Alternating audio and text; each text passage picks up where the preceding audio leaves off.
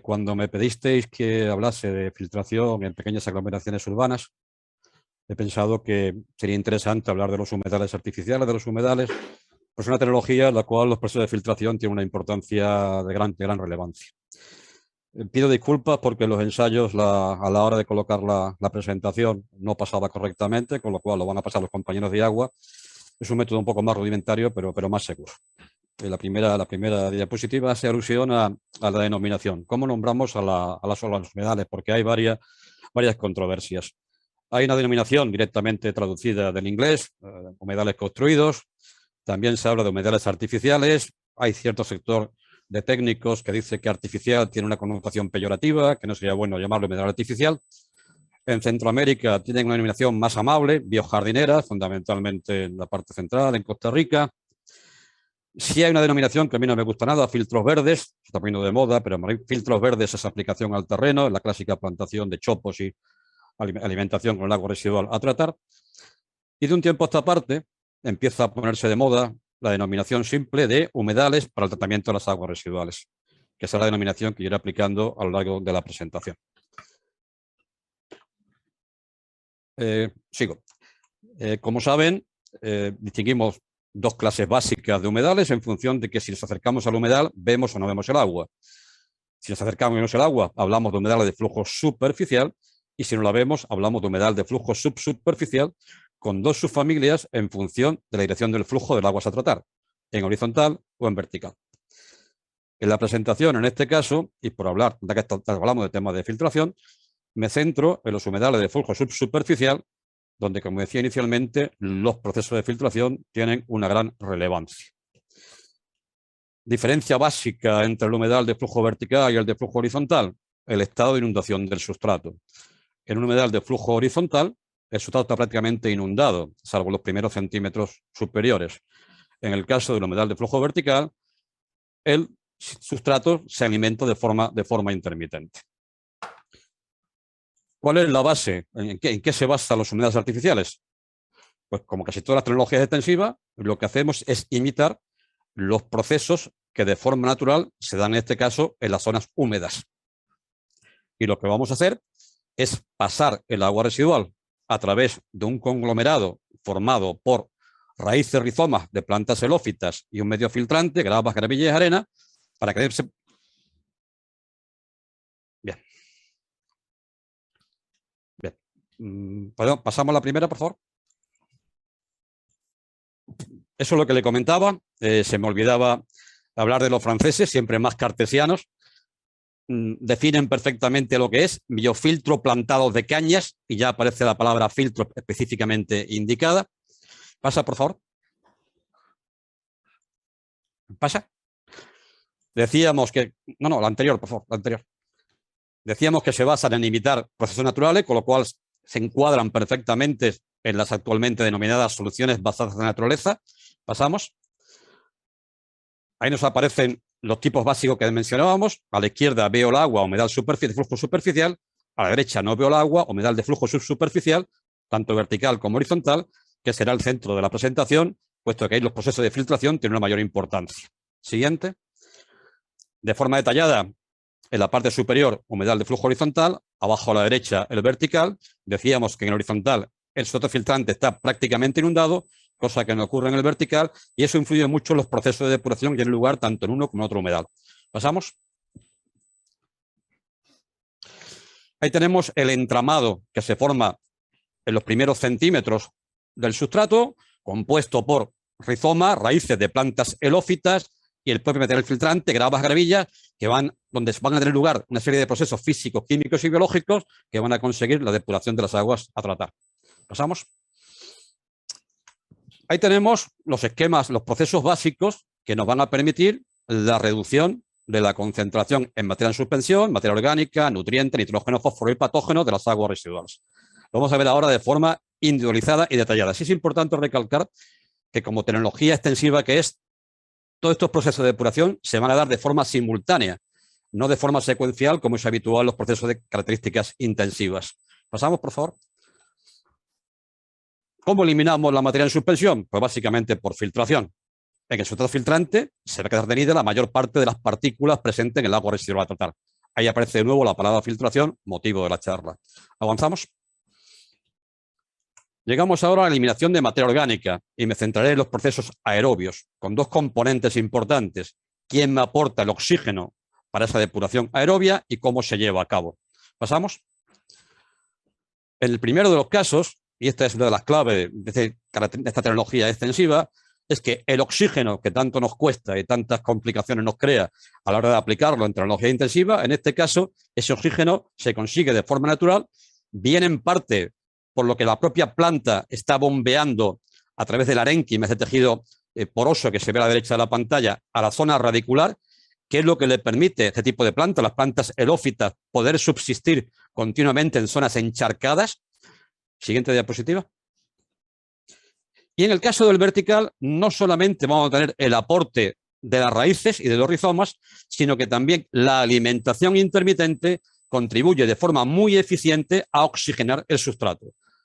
En la imagen de la derecha se ve un humedal de flujo vertical en funcionamiento. ¿Pasamos? Pues bien, ya tenemos quién aporta oxígeno y cómo se consigue realmente la degradación bacteriana vía biológica aerobia. Siguiente diapositiva. Se va a formar una biopelícula. No hay que olvidar que los humedales son procesos de biopelícula. Esa biopelícula se va a formar tanto en los rizomas y raíces de las plantas emergentes que se montan en los humedales, como en el propio sustrato filtrante, gravas, gravillas y arenas. Los contaminantes solubles y coloidales que no quedan retenidos por filtración se van a absorber con D sobre estas biopelículas y una vez absorbidos se van a degradar por la biomasa presente en las películas. ¿Seguimos?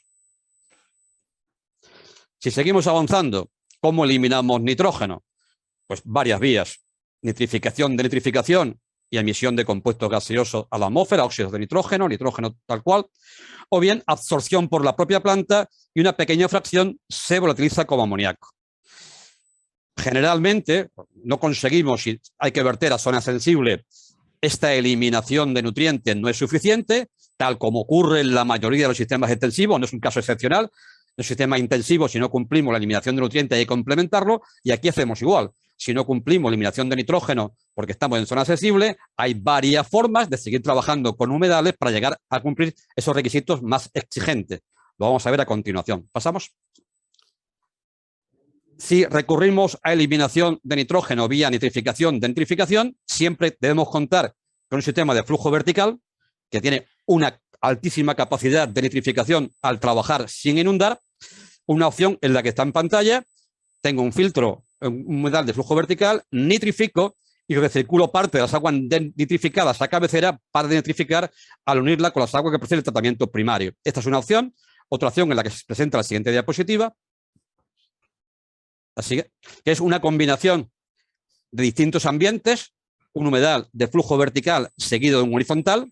En el primero nitrifico, en el segundo denitrifico. En ocasiones, en la segunda etapa, en denitrificación, que como se sabe que se requiere carbono fácilmente asimilable, no hay cantidad suficiente de este elemento y se recurre a derivar una pequeña fracción del agua del tratamiento primario a cabecera del humedal de flujo horizontal para obtener la adecuada relación carbono-nitrógeno y asegurar los procesos de denitrificación. La siguiente presenta otra combinación humedal vertical, horizontal. En este caso, imitamos la forma clásica en la que trabajamos en sistemas intensivos de acuerdo al proceso Lutzat-Ettinger, colocando por delante el humedal de flujo horizontal, a continuación el vertical y reciclando las formas nitrificadas a cabecera del humedal horizontal para conseguir la desnitrificación. ¿Seguimos? Lo anterior es perfecto. En el caso del fósforo, mecanismo de eliminación o retención de fósforo en humedales. Hay una parte no muy elevada que capta la planta para su propia necesidad de nutrientes y una parte importante se va a absorber con D y precipitar en los componentes del sustrato filtrante. ¿Pasamos? Igual que antes, esta eliminación de fósforo, si tenemos que verter a zona sensible, no es suficiente y hay que complementarlo. Recalco, igual que en el caso de la mayoría de las tecnologías intensivas. Y aquí se nos presentan varias opciones. Alguna de ellas la comentó Carlos ya, en su inicio de la presentación, que es recurrir al empleo de sustrato con capacidad de absorción del fósforo. Por ejemplo, el filtrar ITP, comentaba Carlos, se está ensayando en nuestro centro experimental de Carrión de los Céspedes. Otra opción es trabajar en el efluente ya tratado, bien con materiales absorbentes o bien de forma clásica, mediante una precipitación del fósforo con sales de hierro o de aluminio. ¿Seguimos? Por último, el tema de patógenos. ¿Cuáles son los mecanismos de eliminación? Filtración, ahí aparece otra vez la filtración. Predación, entre comillas, el pez grande que se come al pequeño. Absorción, y todo ello va a todos estos mecanismos que hemos ido viendo, va a dar lugar a un agua tratada, que si no estamos en zona sensible, la eliminación de carbono, de BO, de QO y sólido de suspensión cumple perfectamente los parámetros que se exigen, y en caso de tener que eliminar nitrógeno y fósforo, ya hemos visto la forma de hacerlo. ¿Seguimos? Tampoco hay que olvidar que los humedales naturales están considerados como los verdaderos riñones de la tierra, porque son capaces de biodegradar un gran número de sustancias, por lo cual los humedales, aparte de la eliminación clásica de los contaminantes habituales, tienen un alto poder de eliminación de contaminantes emergentes. ¿Continuamos? Con todo lo que hemos ido diciendo, de forma acelerada, porque el tiempo no es mucho, creo que queda claro la importancia de los procesos de filtración, y eso se traduce en que una etapa básica de la instalación y del seguimiento de un humedal es la correcta selección del sustrato filtrante, tanto en tamaño como naturaleza, y la adecuada colocación. En la imagen de la derecha estamos viendo un proceso arduo de colocación del sustrato filtrante, pero también un bordillo perimetral. De nada nos vale ser muy exigentes en la calidad y el tamaño del sustrato si luego las primeras aguas de lluvia incorporan agua de viales arrastrando sólidos al humedal. Por eso es básico que el humedal quede aislado de estas aguas mediante un bordillo perimetral que lo proteja. ¿Seguimos? Haciendo un poquito de historia, y ahora veremos por qué la hago, de los humedales, vamos a ver que no es una tecnología reciente. Estamos hablando que el origen está a mediados del siglo pasado, con las investigaciones de la doctora Seidel en Alemania.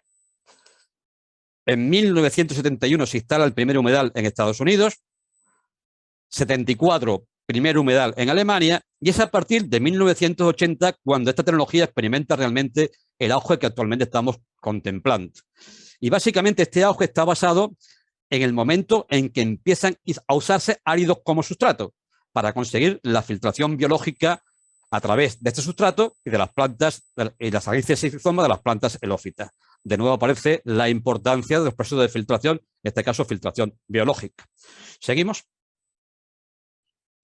Curiosamente, y pese a trazarse de una tecnología con bastante trayectoria, y como siempre reclamo en múltiples foros, en nuestro país en tecnología que ha costado mucho llegar a un grado notable de desarrollo. De hecho, en una revisión que hicimos en el año 2007, varios técnicos dedicados al mundo de los humedales, constatamos que en España solamente contábamos con 30 unidades de humedales repartidas básicamente en Cataluña, Andalucía y Canarias, con los amigos del ITC, y básicamente basados en la modalidad de humedal de flujo superficial horizontal. Esto ha ido cambiando. Siguiente diapositiva. Afortunadamente, la cosa ha ido cambiando. Si miramos a nuestros amigos del norte, los amigos franceses cuentan con miles de instalaciones, con lo cual era un poco difícil de entender por qué aquí esa tecnología no tiene una mayor implantación. Como digo, la cosa va cambiando. Cada vez más frecuente encontrar noticias como la que aparece en pantalla. A la derecha, la última que he conseguido de la URA en un humedal, que están empezando ahora, se han solicitado las obras. Y también una cosa importante que mencionaba Carlos al inicio de su presentación. Somos conscientes de que el hándicap principal de la instalación de tecnología extensiva, como es el caso de los humedales, es su requisito de superficie. Con lo cual hoy en día se trabaja en tecnología, en intensificar lo extensivo, buscando tecnología que denominamos INTEX, hibridación de intensivos y extensivos, al objeto de reducir tamaño y aumentar eficiencia. En este campo se está experimentando actualmente y cada vez se va viendo con más frecuencia la implantación de humedales artificiales. Humedales que tienen un pequeño aporte de oxígeno, con lo cual reducen notablemente los registros de superficie. Ya hemos roto la barrera del metro cuadrado por habitante equivalente, estamos ya por debajo del metro, y además ese aporte de oxígeno nos permite disponer botones, entre comillas, para el control del humedal. Yo puedo ya controlar el aporte de oxígeno en función de las características del agua residual y sus variaciones, que siempre son importantes en la pequeña población. Seguimos, por favor. Y nada más. Gracias por su atención. Ahí les dejo mi referencia. En primer lugar aparece el correo electrónico. Cualquier duda que quieran resolver, encantado de resolverlo en mi consulta del médico del agua.